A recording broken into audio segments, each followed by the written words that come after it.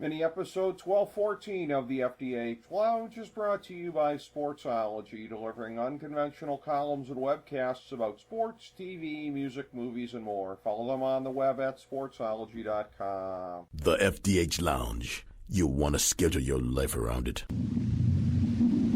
A long time ago, on a gloomy, wet Cleveland spring night, two men stand alone amidst the late-night drizzle. Their voices echo across the vacant station parking lot as they debate the merits of the great American radio show that have been missing for far too long. On that night, an idea was born. That idea became the FDH Lounge.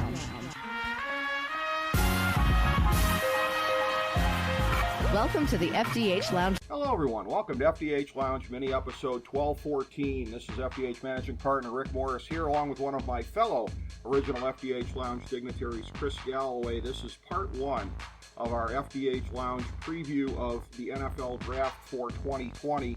And what we are doing is sort of a bookend of what we did a year ago. We were reviewing a year ago the season that the Browns had from being the Hard Knocks season, coming off of the 0-16 campaign and to the triumph of the way that the season ended and looking great going into 2019.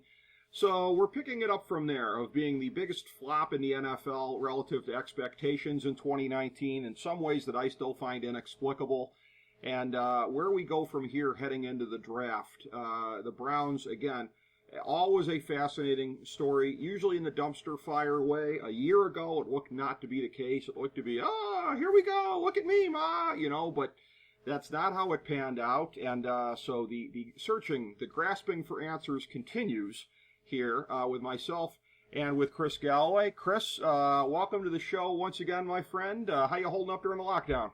Oh, holding up just fine. Everybody loves a good quarantine, especially those of us, like to socially distance anyway. That's right.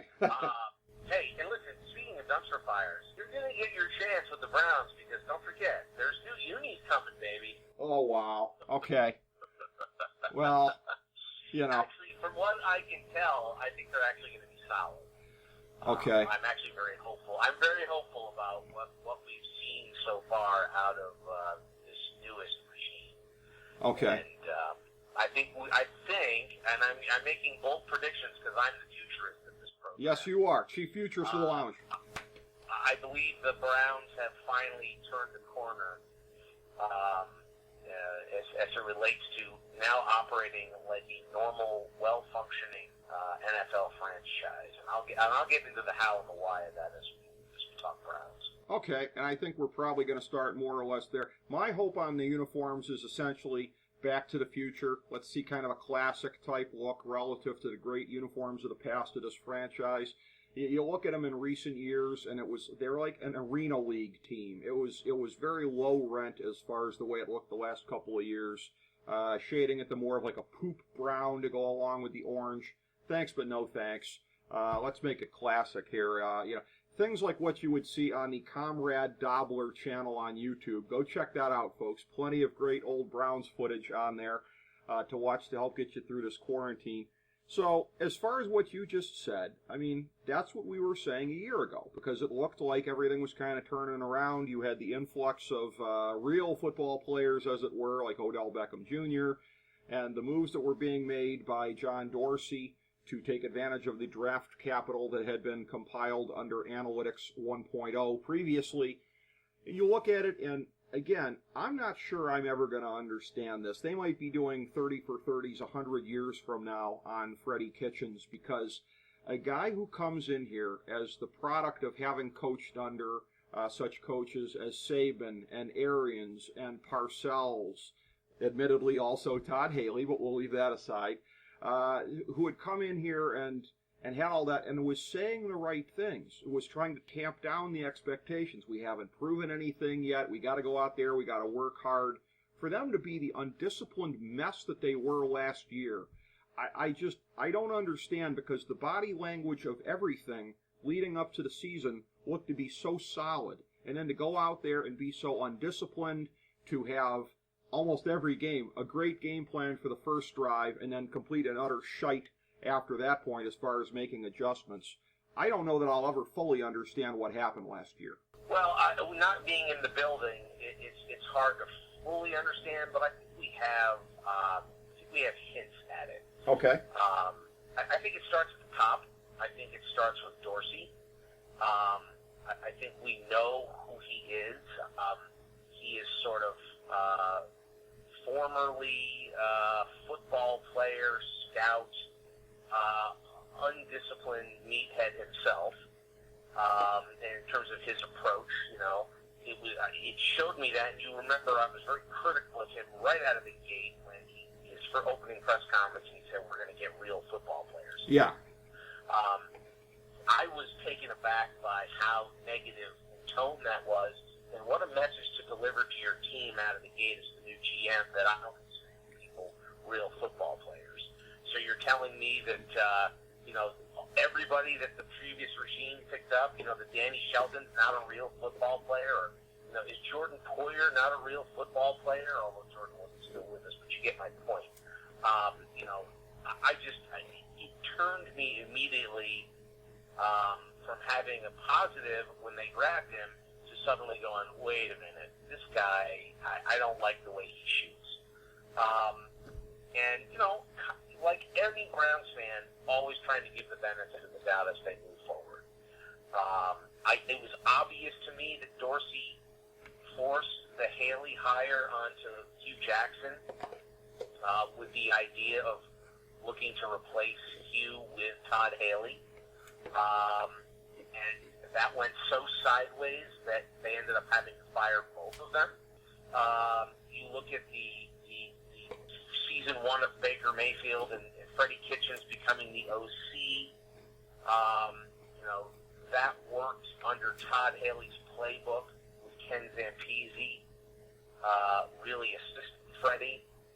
And I think you got into that offseason with ownership and, their trust in DePodesta, and they went through the process of looking to hire. And my belief is, and I think I've shared this with you off air, is that I believe prior to that season, the Haslams realized that they had a problem on their hands, and they wanted to follow DePodesta's lead and hire Stefanski. And I believe what happened is Dorsey, only 1 year in, was still for whatever reason, I don't get it. There's just Browns fans puzzle me. Their love of John Dorsey because he wore a sweat shirt all the time and Air Dorsey's. Right. It was bizarre to me, this sort of cult-like love with this guy, even though the moves I was seeing, getting rid of Zeitler, gutting the line, questionable decisions. It was like, what is happening in the football operation? I never liked Elliot Wolf. I think I've expressed that to you as well. Every time I ever saw an interview with that guy, I never understood what all the affinity for him was that people claimed across the league. He struck me as a not smart guy pretending to be a smart guy.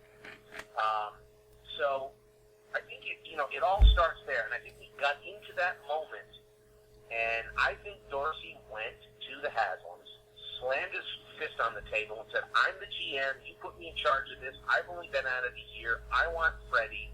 He wanted Freddie because he wanted a guy he could control. He did not want another Andy Reid situation. And he wanted his guy, Freddie was going to be his toad, and, and John was going to basically fill that staff for Freddie, which is what happened. And so the Haslams backed down. They had their popular GM who had 1 year under his belt. There had been progress. People in this town, and you can't underestimate the fan pressure, that's out there. Right. That the Haslams suddenly found themselves in. Imagine how they would have looked at that moment after 1 year, and sort of the back end of that season when things started to look like they were turning around. That the Haslams, based on the power struggle internally, fired Dorsey and hired Kevin Stefanski. I mean, imagine how that would have just been an utter train wreck. Yes. In terms of PR. I think they were boxed in. I think that they just didn't have a move when John was insisting on getting his hire. And I think the proof in that is,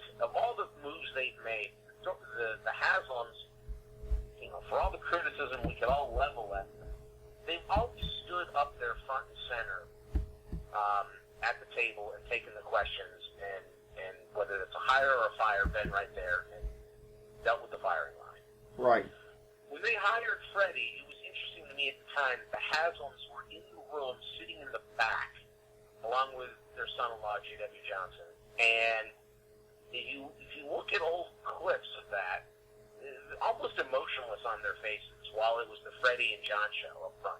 I think that was a sign that they weren't on board with, and they were giving John what he wanted, and they did not want to have to deal with the criticism again of a 1-year, blow it all up, start over. But I think they also trusted DePodesta, kept him around, and I think in that moment, Andrew Barry, whom we knew the Haslams were very fond of, he went to them and said, I've got to leave. I don't fit in what's happening, what's just happened. So he leaves, goes to Philadelphia. The Haslams let John get his way.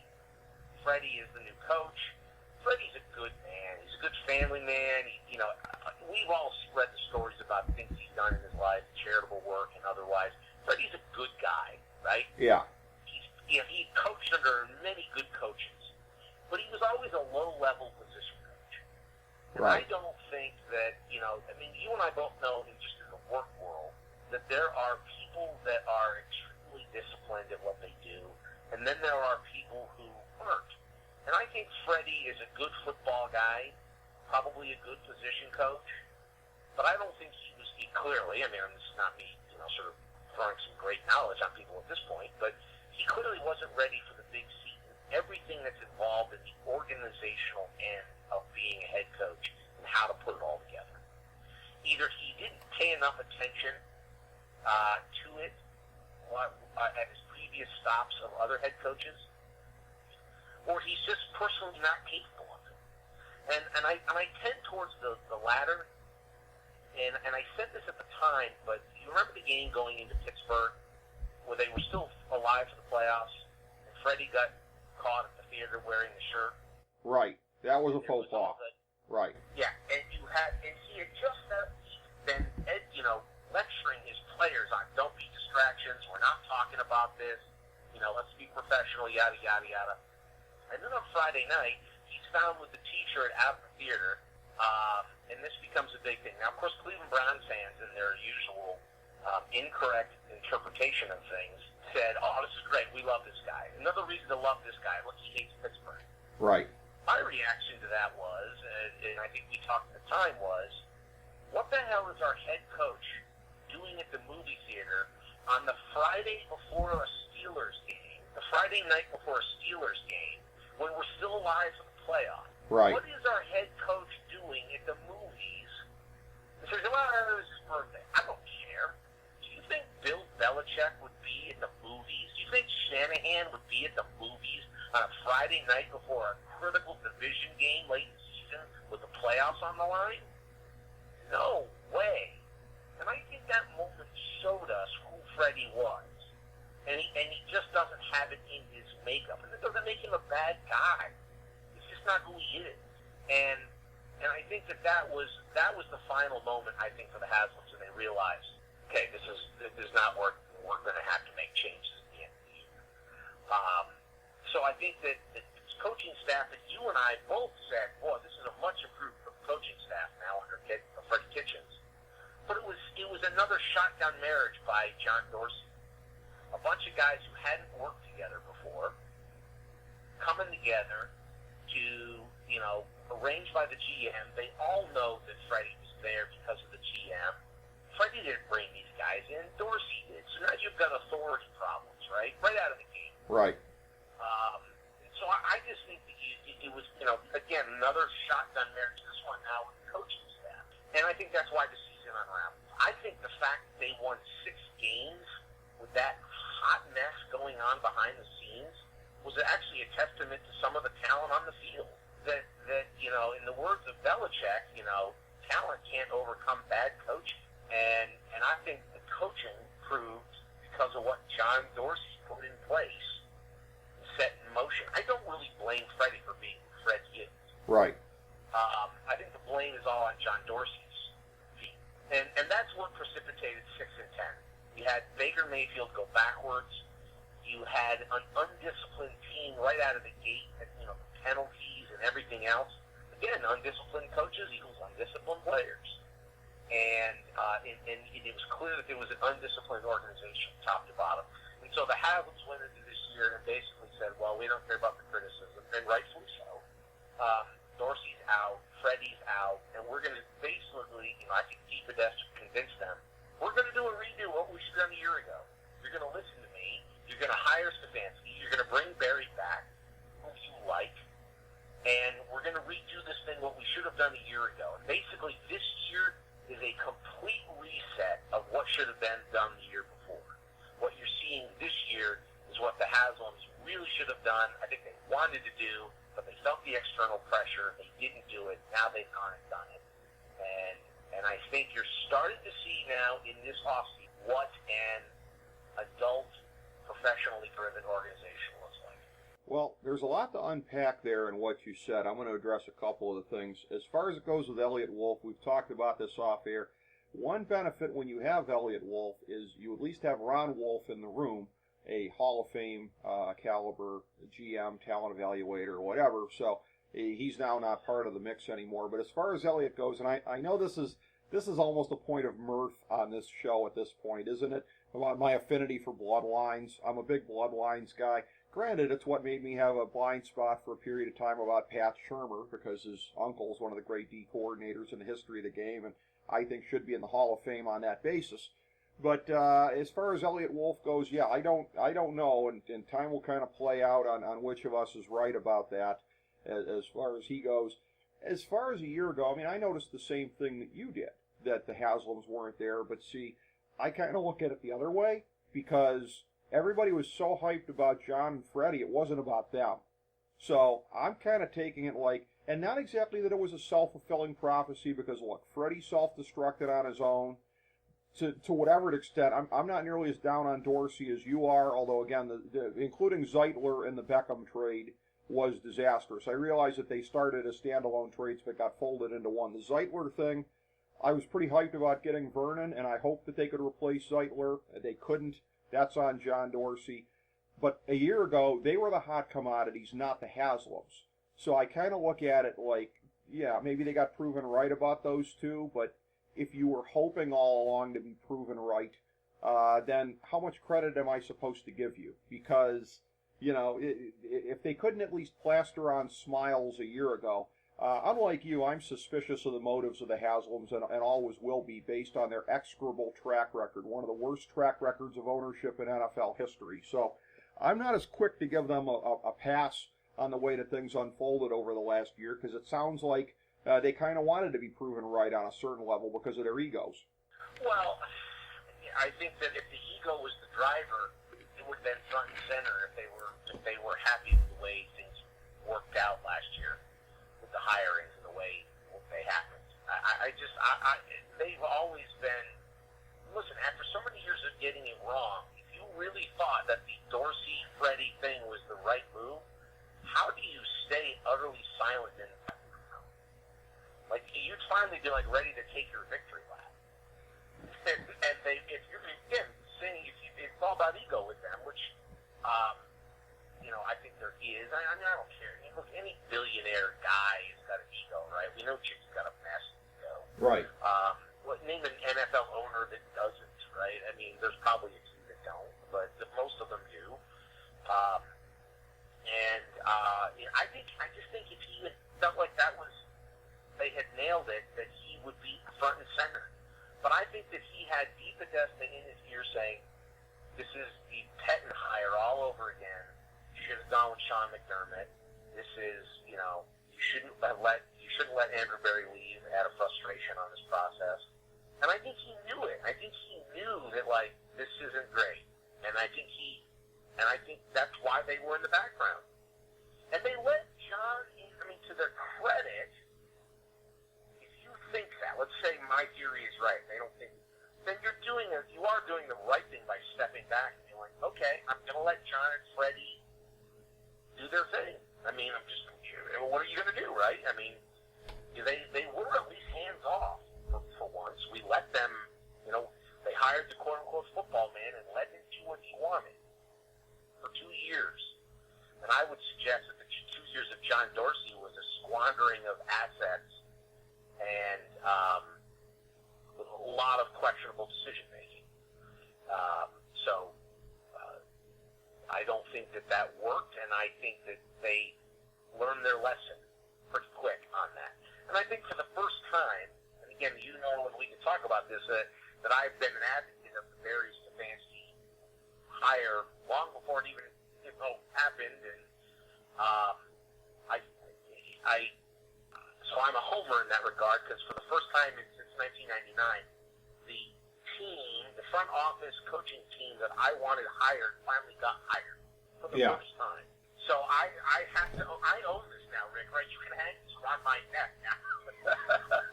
If this thing doesn't work, because for the first time, I'm not like everybody else saying, well, we'll see how it works. Here's the pros and the cons. I like this about this guy and not this, blah, blah, blah, which we've done with every staff back to 99.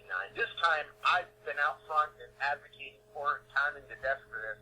So finally getting what I wanted. So if this doesn't work, I'm going to eat a lot of crow. Well, look, over the years, right, there have been so many regimes. I think we've all been where you are at least once, right? Because there's been so many times that there have been changes. All of us have to have had at least one time where we got what we wanted. I'm not going to say that it was necessarily in case of the coach, but in terms of the GM, when they hired Phil Savage, that's who I wanted. I feel he was unfairly cast aside. I have always felt that. I'm not going to say things would have been much better over the last decade plus, but we'll never know. So I understand what it's like to homer for a scenario and to want to see it play out. And oh, by the way, last winning record was when Phil Savage was here, but that's neither here nor there, I guess. So hopefully it plays out the way you're talking about. I'm rooting for that, as is any Browns fan. But when I talk about the inexplicable from last year, the biggest thing to me, and like I said, the thing that historians will be puzzling over 100 years from now when they look back on the 2019 Browns, is you referenced it. The Todd Haley playbook of the previous year, Freddie made modifications. He did some things there as far as he was masterful in his selection of what was used, such that teams were copying the Browns around the league. That was happening late in the season, in the 2018 season, of where some of the stuff he was doing, some of the wishbone stuff and the experimentation, other teams were doing that. When's the last time anybody imitated anything from the Browns? To get in last year, you bring in Todd Monken, okay, air raid precepts, whatever. We all assumed you're going to work that into the mix. Instead, they apparently threw the old playbook into a big bonfire and started from scratch, and that's one of the major reasons that they sucked. Why, oh why, oh why, oh why would anybody do that? You should work new ideas into what you have, incorporate it into a winning formula instead of tossing it aside. That, to me, is one of the biggest stories and one of the biggest overlooked stories of the 2019 season. That offense never should have been as shite as it was schematically. Well, you're 100% right about that. And that comes, that does come back to Freddie. What's his face? Interestingly, before the season started, remember the old offensive line coach, Bob Wiley? Yeah, Bob Wiley was on a radio show, and they asked him about Freddie. And you remember, it was like 2 weeks before the season started. Yep. He basically just trashed Freddie and said it was all Ken Zampese. Right.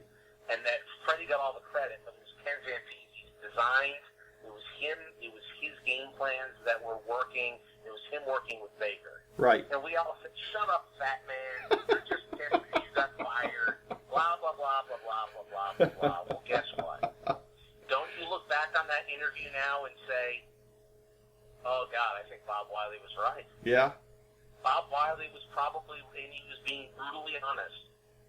And again, we had a hire of Freddie who didn't have Ken Zampese or Todd Haley throughout the Todd Haley playbook, didn't have Ken Zampese in his ear anymore, was now all on his own with Todd Monken with a different system that didn't quite fit, and Freddie's inexperience just was clear, and his desire to want to call the plays and not hand them over to Monken. Now we've subsequently learned that Monken was basically, they would design a game plan that Freddie wouldn't follow after the first two drives, the rest of the game. And players were running plays that they hadn't practiced, which is why they were a mess. I mean, that's just Freddie undisciplined, right? Like, that's just mean, first of all, it is inexplicable. What were you thinking, Freddie? Like, you know that Baker's best in 12 man. Why are you running so much 11 man? I mean, it was like, you know he does well. Let's go ahead and not do what he does well. Yeah. And I don't understand what that was. But what I will tell you, and I'll bring this back to my previous point, why I wanted this regime. And you love bloodlines. Right. I love smart. Mm-hmm. And I have for a long, long time, and I don't think I don't know that I've ever shared this with you, but my belief has been for many, many years that we put way too much stock in these quote-unquote football guys. Okay. That we all act like the public, like what these guys do is so hard, mysterious, complicated, that boy, only these football coaches can figure out how to coach football. Mm-hmm. Now, most of these guys that I've seen through the years that coach football, I don't think they can do much else, okay? I've never been one that believes that putting together a system, coaching schemes, schematics and stuff, is all that, doesn't require a ton of quote-unquote genius. I mean, there's this problem in the NFL where they just think that they are, we're the only ones in the world that can figure out how to do this. Right. This is like, making a whole new microchip. Only we can, only meathead former linebacker can figure out how to do this fancy scheme. Really? I just don't buy it. I don't buy it. And I guess I've said this through our draft reviews for many, many years. I put a lot of stock in the interviews and the intelligence of a player. Right. When I listen to interviews, when I watch a player, and I sort of dissect what they're saying, and I sort of look at their thought process during like an interview and stuff, I glean a lot of it in terms of their intelligence. And I more times than not, I'm proven right about what kind of player they're going to be by dissecting, the sort of intelligence, their communication, and that I don't mean that by like glamour, per se or anything like that. But it's more than that. And so I've never been one who's like, oh, bloodlines, or he descends from a football guy. His great grandfather taught football. What? Which is why I like, and I've liked it since day one, the D. Podesta hire, and many people don't, because they immediately go, oh, baseball guy. And I'm like, if you think what D. Podesta does is quote-unquote baseball, then you don't understand what he does. And I like smart guys. And Andrew Berry's another smart guy. And Kevin Stefanski is another smart guy. I'm a believer in life. I don't care what kind of company you're running or whatever your business is. The more smart, analytical people in terms of their thought process that you have and you surround yourself with, I believe you're going to be more successful. And I see that right now in these guys, which is why I've advocated, and I think that I think we're seeing that starting to play out, and why I'm just a huge advocate for in some ways sort of a non-traditional on this. Well, very interesting points and defensible, I think, for the most part. I will say this on Bloodlines. While I'm not a stan for him personally, as the kids say, Kyle Shanahan, Bloodlines. I mean, it does work sometimes. There are definitely instances of that, of where it does kind of play out, of where when you've absorbed you something. would say Bloodline, but I would say Kyle Shanahan is a really smart analytical guy. Okay, maybe we're both right. I think that's what it is. I don't think it's because his taxi was. I mean, he's in football because of his father. Right? Sure. He had opportunities. He had a life. He was exposed to it, and he pursued that. But I think Kyle Shanahan, had he been in some other business, had been on Wall Street, Mm-hmm. I think he would have been supremely successful because he's disciplined, because he thinks, three-dimensionally. And I think that guys like that succeed in whatever the hell they choose to do. I don't think it's bloodline. I think it's that, you've got a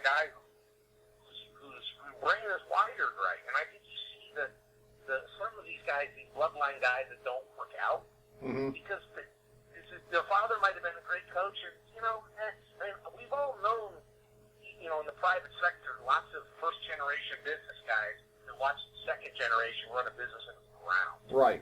Well, there's bloodline right there. Well, guess what? Yeah. So I think Shanahan is an example of what I'm saying, which is a supremely intelligent, disciplined, analytical person. And I think that's why he's successful. He just happens to be in football because of the bloodline. Okay, interesting. The chicken or the egg question there with him.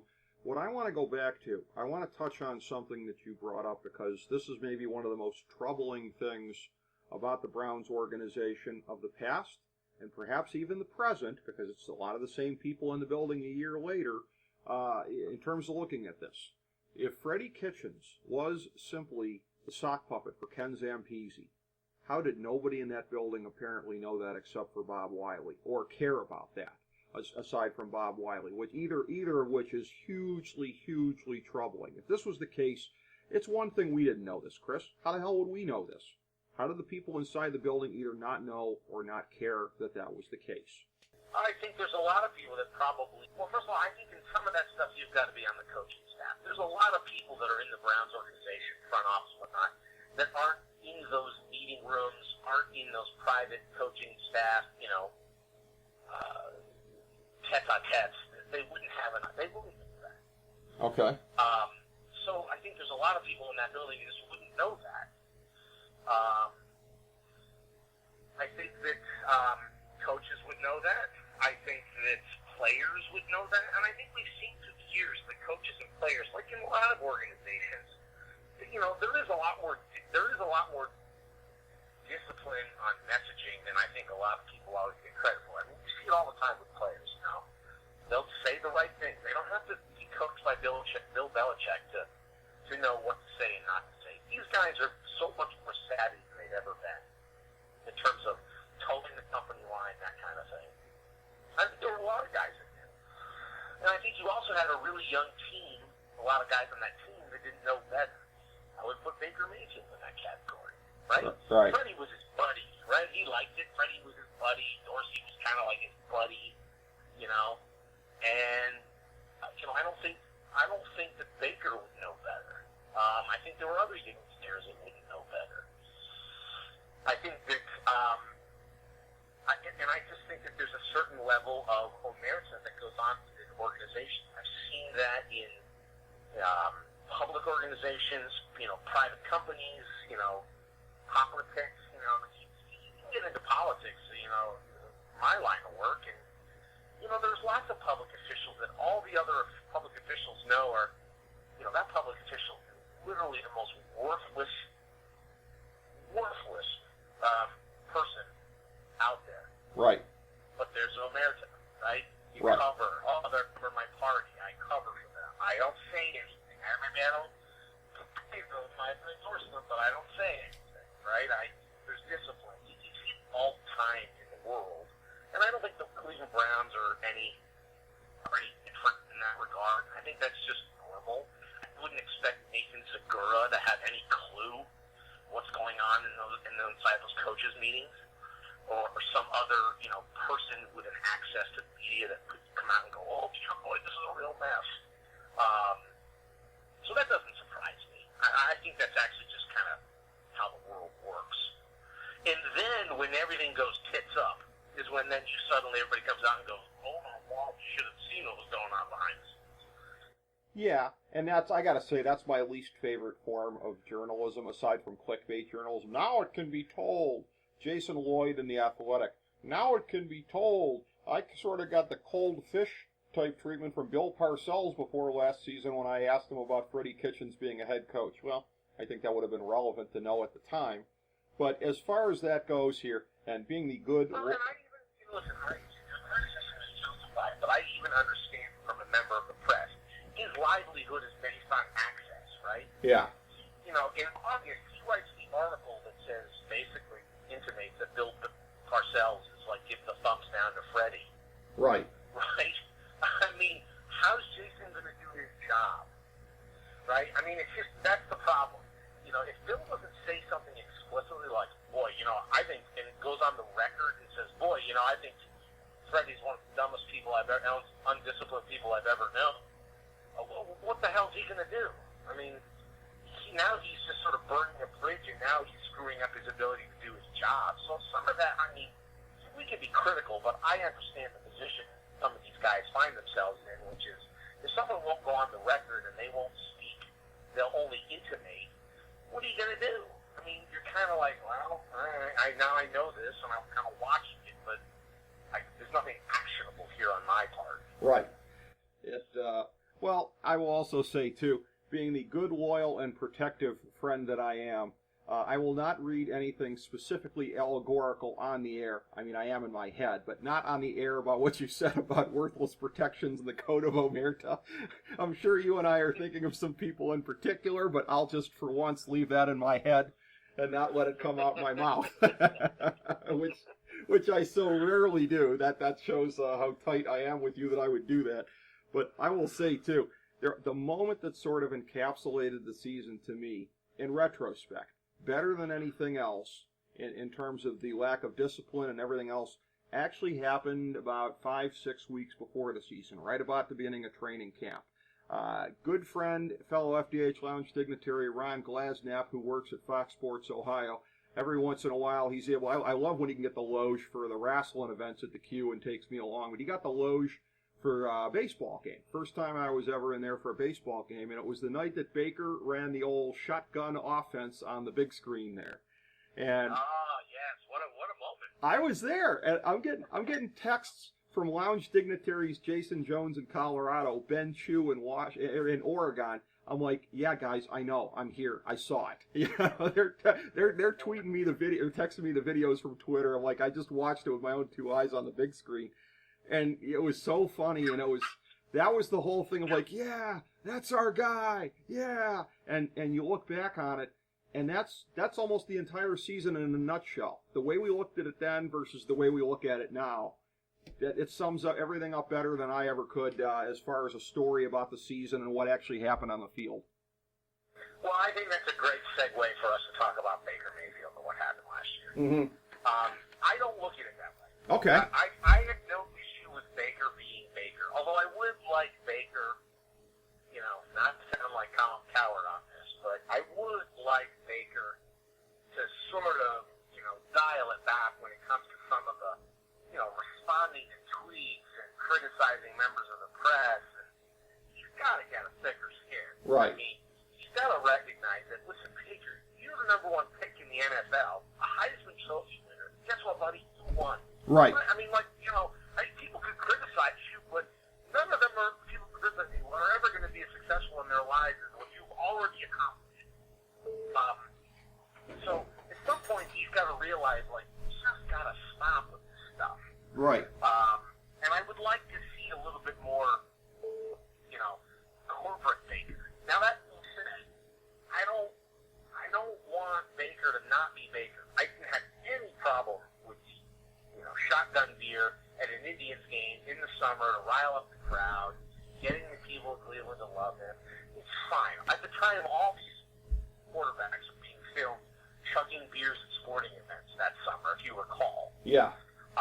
It was sort of like the funny little thing. Even Tom Brady and blah, blah, everybody's like, well, the beer, that's why he's, threw, 20 interceptions. I was like, well, that's, and I followed this kind of in the same way with the commercials. They're like, well, all these commercials he had. But you don't realize he did that during the off-season when he wasn't, in training camp and all the rest of that stuff that were all filmed.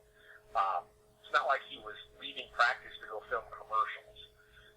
That said, he probably needed to put more time in the off-season in getting ready. I don't buy into the whole Baker's fat whole Right. We've been doing, but he did put on weight, and I think that was probably by design on his part to try to bulk up a little bit, Right. Because he is a pretty small guy, and I think this year we'll probably see a little bit leaner Baker than what we saw last year. So I want Baker to be Baker, and I love his charisma. I like his leadership on the field with that team. His teammates love him. I love his chip on his shoulder. I think it fits Cleveland. Even though I would have, like you, I would have drafted Sam Donald. Yes. In some ways, Baker's a better fit for this town. Maybe, right? yeah. I mean, this town has a, chip on our shoulder about being criticized. I mean, boy, Cleveland, you talk about thin-skinned. I mean, whenever Cleveland is criticized at anything nationally, I mean, this town gets so, much like Baker. Right. So I think Baker fits the town. And I think we both agree that had Baker been 3 inches taller, he would have been the unanimous number 1 pick, period. Probably. I think just, the gradings and the scouting and everything would have said to people, he was 3 inches taller. Now, that said, what happened last year with Baker? One, we've already discussed the Freddie problem in the offense. Right. They tried to do a lot of stuff that was not not his strength. Right. Again, fit. It's, every quarterback, almost every quarterback, is a system quarterback. Right. Period. Yeah. I don't care what he can play in anything. No, he can't. Right. And you and I have discussed many times, it's important for a player to be drafted in a system that fits them. Yes. In order for them to be a successful professional. And they got to get lucky in that regard. So, your guy you love, Jared Goff, I mean, he's a system quarterback. Right. Baker is a system quarterback. And here's what Baker needs. It's clear that he's best in a 12-man play-action-based offense in the pros. Now, he was fine in, the Oklahoma air raid system that they sort of ran. But in the pros, his height and skill set lend itself to heavy 12-man and that sort of structure and play action. We saw in his rookie season when he was in those formations and they ran a lot of play action. That's when he was most deadly. So we didn't do a lot of that last year. We took Baker out of his comfort zone. It's where he was learning a new offense for the third time in 3 years. And he struggled. But I don't think that Baker is broken or that, all these national pundits that want to talk about how, sort of suggest Baker's a bust. I mean, we saw his rookie season. We saw what he's capable of. And I think that's the important thing about what Stefanski is going to do this year is put Baker, he's going to be the opposite of Freddie, which is put Baker in position in the system with the weapons they have that fits the skill set of the quarterback. I think the other problem for Baker was, and I saw this right out of the gate in the Tennessee game, because John Dorsey gutted the line and didn't bring in quality linemen to replace, didn't replace Zeitler successfully, didn't get a good left tackle, stuck with his bad left tackle in Hubbard. You could tell right away. I mean, like after the first series against the Titans, Baker was not comfortable with his offensive line. Right. He was clearly did not trust them. And I think that was the biggest problem last year more than anything. He never trusted those guys. And Baker, at his size, I think it's clear beyond needing play action and 12-man is his strength. He also needs, he's not Russell Wilson. Right. He's not going to succeed with garbage and, with a can of tomatoes in front of him. Right. Baker could be an all-pro quarterback year after year, but you better put a good offensive line in front of him. Period. Agreed. And I think that's one of the great untold secrets of Tom Brady's career, that the Patriots, probably because of smart drafting and coaching, almost always had a really good line in front of Tom. And I think if Tom had garbage in front of him, I think that a lot of the history of Tom Brady would probably be written differently. But he didn't. He always had good line play. Right. And I think Baker needs it. I think that that's something that this new regime understands right out of the gate. That at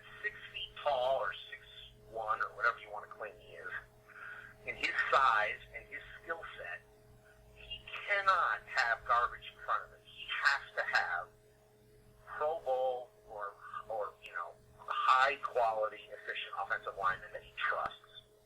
And I think if you get that in front of him, the depth and the trust that he needs, then he's going to perform far better in terms of executing the offense. Now, I mean, obviously that applies to like any quarterback, but I think it applies to certain guys more because at the end of the day, Baker does have a limited athletic skill set. He's not Russell Wilson. He's not 6'5", where he can see the entire field just, easily. Right. He needs throwing lanes. He needs to know that his left tackle isn't getting beat every play. And I think that that's what they're focused on right now in terms of hiring Bill Callahan as coach, implementing a new blocking scheme that fits the players and fits what they want to do offensively and should benefit Baker and Nick Chubb a lot this season. So I expect to see an absolute turnaround for Baker this year. I do too, and again, I was not as alarmed as a lot of people were about Baker last year because, again, I saw everything you saw. Understandable happy feet because the line was shite. The play calling was awful, like you said, not going to his strengths, which, by the way, that's a recurring motif in the history of the new Browns. I go back to this as a guy who was a big Tim Couch enthusiast back in the day with that rhythm offense at Kentucky, only to see him get thrown into the 7-step drops here, which were just death for him. You have to have a quarterback and an offense that works for him. Isn't it ironic? We thought that Freddie was going to be the perfect person to do that for Baker, and he killed him in that way. And I don't have any stats in front of me, but approximately 107% of the interceptions he threw last year were wide receivers directly shoveling the ball right to DBs. Tell me that didn't get old as you kept seeing that happen over a period of time. And then it would be, There was a lot of that. Yeah. Baker throws another pick. Like, hey, idiot, did you just watch how that happened? Did you just see how it was tipped directly to the guy to where even my deceased grandmother could have come down with the ball? Like, come on. So that was just, there were a lot of extenuating circumstances, but he has to make the most of it this year of the new circumstances.